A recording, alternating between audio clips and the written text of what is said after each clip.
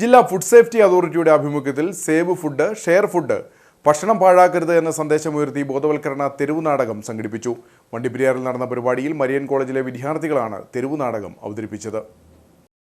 രാജ്യത്ത് വിവിധ ആഘോഷ പരിപാടികളുടെ ഭാഗമായി പാകം ചെയ്യുന്ന ഭക്ഷണത്തിൽ 60 മില്യൺ ടൺ ഭക്ഷണമാണ് ഓരോ വർഷവും മണ്ണിൽ കുഴിച്ചുമൂടപ്പെടുന്നത്. എന്നാൽ ഇതേസമയം ഭക്ഷണമില്ലാതെ ഒരു വശത്ത് ഒട്ടനവധി ആളുകൾ ദുരിതം അനുഭവിക്കുന്നു. ഇങ്ങനെ പാഴാക്കുന്ന ഭക്ഷണം ഇവരിലേക്ക് വിവിധ സന്നദ്ധ സംഘടനകൾ വഴി എത്തിച്ച ഭക്ഷണം പാഴാക്കാതിരിക്കുക എന്ന സന്ദേശം ഉയർത്തിയാണ് ജില്ലാ ഫുഡ് സേഫ്റ്റി അതോറിറ്റിയുടെ ആഭിമുഖ്യത്തിൽ തെരുവ് നാടകം സംഘടിപ്പിച്ചത്. മരിയൻ കോളേജിലെ വിദ്യാർത്ഥികളുടെ നേതൃത്വത്തിലായിരുന്നു തെരുവ് നാടകം.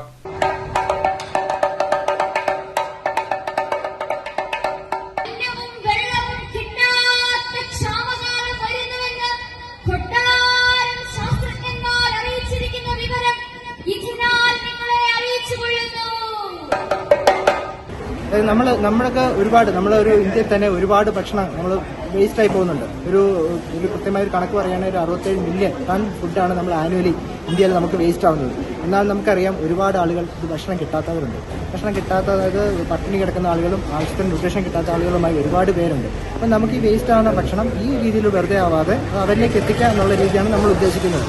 Food safety Peermade officer doctor Mithun M പരിപാടിയിൽ അധ്യക്ഷനായിരുന്നു. വണ്ടിപ്പെരിയാർ ഗ്രാമപഞ്ചായത്ത് വൈസ് പ്രസിഡന്റ് ആർ ശ്രീരാമൻ പരിപാടി ഉദ്ഘാടനം ചെയ്തു.